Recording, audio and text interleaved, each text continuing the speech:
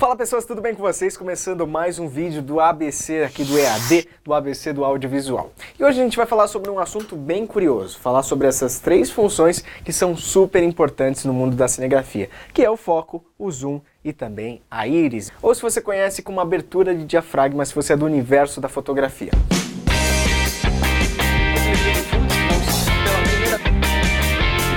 Então, como vocês estão vendo agora a imagem dessa câmera aqui que está gravando, e lá eu tenho uma imagem focada, bonita e assim por diante. Sempre que você for utilizar o foco, você tem que fazer o foco ou manual ou automático, você só tem essas duas opções. Então, para a gente mostrar essas referências, primeira coisa, aqui na abinha de foco eu vou colocar em manual, para a gente poder alterar, e eu vou vir aqui no anel e vou rotacionar. Você está vendo que aqui eu não tenho foco, e aqui eu passo a ter foco. Não tenho foco e tenho foco. Como é que funciona esse princípio? A câmera está a uma certa distância daquela lousa que está escrito EAD audiovisual. A gente tem um certo espaço aqui que deve ter uns 3,5 metros mais ou menos, e a câmera calcula essa distância e conforme eu rodo aqui a milimetragem lá dentro da lente faz isso aqui, ó. E aí conforme ela faz esse movimento, ela vai justamente estar trabalhando lá dentro para acertar a posição focal. Então quando eu chego no meu ponto aqui, ó, acertei. Beleza, então agora eu acerto, cheguei na posição, consegui, tenho foco. Aí você fala assim, César, mas eu tenho um problema de miopia, de grau. Vou lá e coloco na minha edição, no meu monitor de referência grande e não consigo enxergar. Como fazer isso? Bom, a primeira coisa que a gente vai fazer sempre quando a gente for focar, tem uma funçãozinha que está aqui do outro lado, que inclusive a gente vai colocar em insert essa funcionalidade, mas algumas câmeras vai ser com a função de crop, ou em algumas outras câmeras como o Expand Focus. Nessa daqui chama Expand Focus, é um botãozinho que está aqui. Quando eu clico nesse botão, o que vai acontecer? A minha imagem, né, eu vou voltar para lá, a minha imagem vai dar um crop, ou seja, ela vai fechar ainda mais, dando 2, 3 vezes de zoom, para eu ver mais de perto e ter a certeza que está focado. Mas isso não vai aparecer no vídeo, tanto é que você está vendo que eu estou apertando aqui, ó, e não está acontecendo nada no vídeo, porque eu só tenho essa referência no meu monitor, é para eu ver realmente se tem foco. Quando eu aperto esse Expand Focus e fecha, eu vou justamente conseguir ver, faltava um pouquinho, ou não, tá ótimo, excelente. E aí eu vou lá, faço ajuste fino de foco, aperto de novo, e aí a minha referência aqui volta a ser a normal, e eu passo a ter esse foco, ok, beleza, sem problema nenhum. Então uma outra função que a gente tem também para chegar nesse resultado é através do picking. Como vocês estão vendo nessa imagem insert, quando você pressiona o picking, é como se ele gerasse pequenos pontos na silhueta da pessoa que vai mostrar para você aonde está esse ponto focal. Então se está na orelha, se está aqui na frente, ou na silhueta por inteiro da pessoa, ou se você tem uma profundidade no fundo, se está lá atrás, enfim.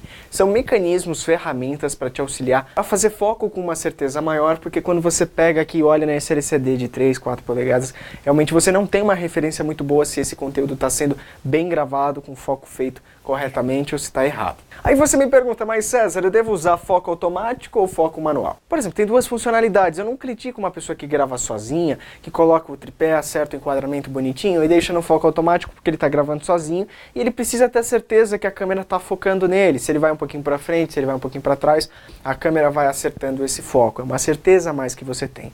Mas se você está fazendo ali, por exemplo, um plano ao vivo, numa televisão, onde você vai pegar as pessoas, então a sua câmera é responsável por cobrir 5, 6, 7 jurados, ali por exemplo, num altas horas da vida, né? Então muitas vezes você tem uma câmera para cobrir 4 pessoas. Então quando você faz essa movimentação, você justamente pode perder foco se tiver no alto foco, porque ele vai ficar buscando, tentando buscar as pessoas. Se tiver pessoas no fundo, ele vai tentar identificar se é aquela que você quer ou se é a da frente. Eu jamais utilizaria o foco automático nessa situação. Uma outra possibilidade que você pode utilizar para o autofoco é a função push auto. Tá vendo nessa câmera que a gente tem aqui? Quando eu coloco no manual e eu dou uma segurada, por exemplo, eu vou desfocar esse material que vocês estão vendo nessa câmera aqui. Quando eu venho aqui e seguro esse push auto, tá vendo que ela acertou o foco?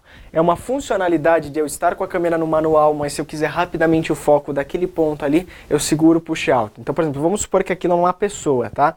Aí eu fui, cheguei nela. Aí eu não quero ter aquele tempo de acertar, tal, perder, vai e volta. Eu simplesmente, cheguei no objeto de interesse, eu vou lá, seguro, e ele vai tentar me dar um foco da forma mais rápida possível. Então essa funcionalidade do push out pode ser com certeza algo a você utilizar no dia a dia. Deixa no manual, então você vai lá, acha a pessoa, dá um cliquezinho no push out, ela localiza o foco para você ali sem aquele vai e vem que normalmente as câmeras, quando você está no modo manual, você vai fazer e vai te dar uma certeza muito maior por você utilizar essa ferramenta. tá? Então pode ser um modo automático que você vai utilizar e que vai ter uma segurança para você trabalhar. E o nosso último ponto que a gente vai falar é da íris ou da abertura, ou seja, a quantidade de luz que entra na câmera. A gente tem alguns refletores aqui virados para essa câmera, então ela tá com uma iluminação que ela tá recebendo muito grande, né? Mas imagina assim, agora eu tenho em 2.8, certo? Eu tô com essa iluminação. Só que além do 2.8, eu não tô com nenhum filtro ND. A gente já vai falar o que é filtro ND, né? É um filtro que a gente coloca na frente e tudo mais, né? No caso dessa câmera, a gente tem um filtro ND interno, mas a gente tá tudo zerado e tá com a abertura em 2.8. Essa lente, ela abre até 1.6, então, por exemplo, se ela estiver totalmente aberta, eu vou tirar total o zoom aqui para vocês verem a situação, ó. Ela está agora em 2.8. Eu vou colocar ela na abertura máxima dela, que é 1.6. Agora ela está em 1.6. Conforme eu vou fechando, ela vai fechando sozinha até esse momento aqui ela estava em 2.8. Porque tem lentes que elas começam, por exemplo, uma lente, essa lente que está gravando essa câmera aqui, ela é 1855, ou seja, ela vai de 18 milímetros até 55 milímetros, que é o zoom que ela consegue dar, mas a abertura dela, ela vai de 3.5 até 5.6.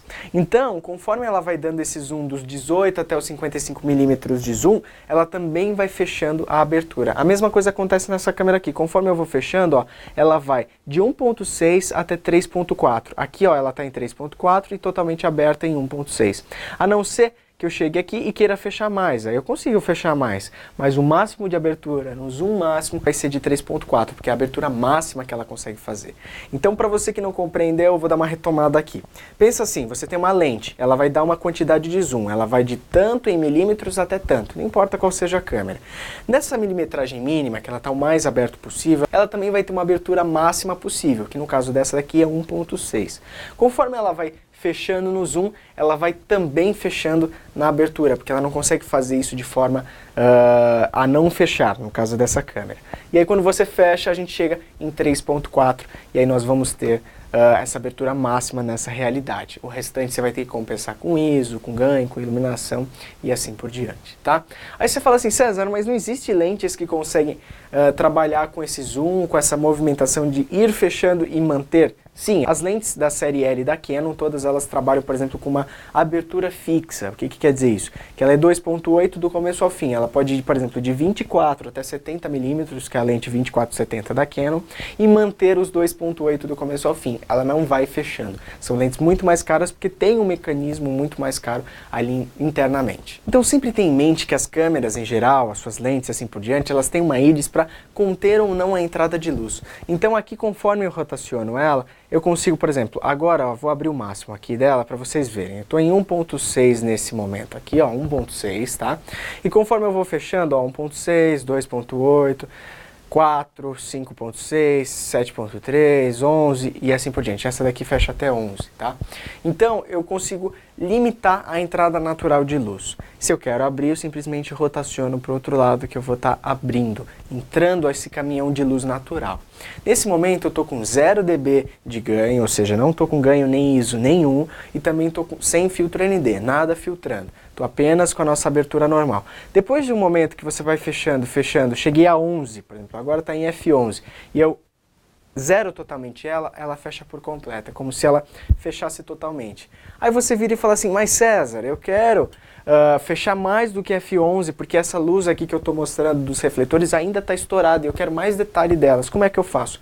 Aí que vem a sua necessidade de utilizar o filtro ND, que é como se você colocasse um óculos de sol na frente da câmera sem ter que fechar a íris. Então, estando aqui em 1.6 de abertura, eu vou fechando aqui ó, em ND1, colocou um filtro na frente, já ficou mais opaco. ND2, fechou mais. ND3, opa, fechou mais. Eu estou em abertura de 1.6 com ele totalmente fechado e olha a situação que a gente tem. Já bem contidos os raios ali. E agora sim eu vou começar a fechar para fechar ainda mais, trabalhando com filtro ND3 e também fechando até chegar ó, em 11, que era o meu máximo.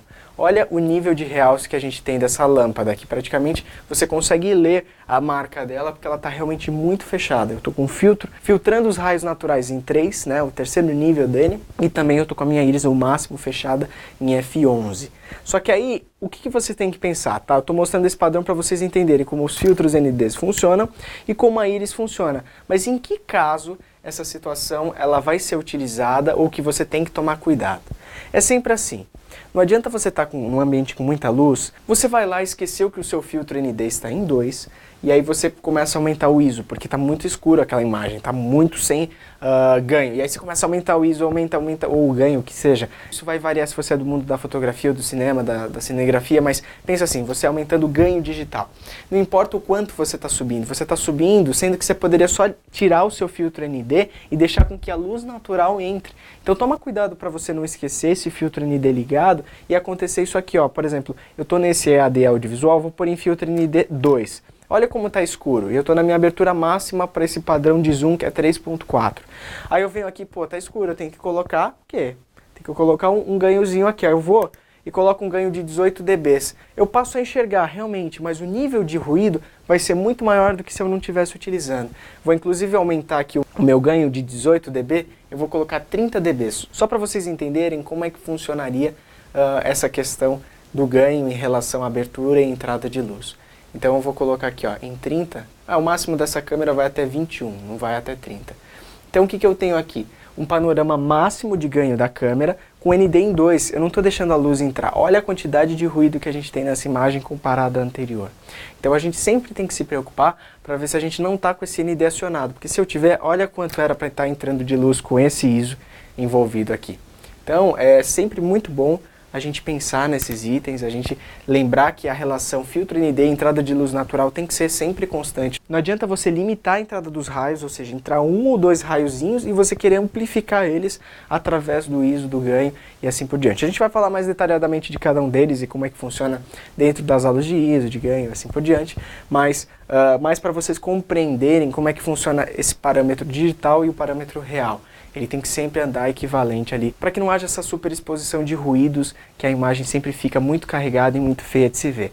O mais natural possível sempre vai transparecer mais bela ali a realidade que você está vendo com o seu olho na câmera, tá bom? Bom, espero que vocês tenham entendido e a gente se encontra na próxima aula. Até lá!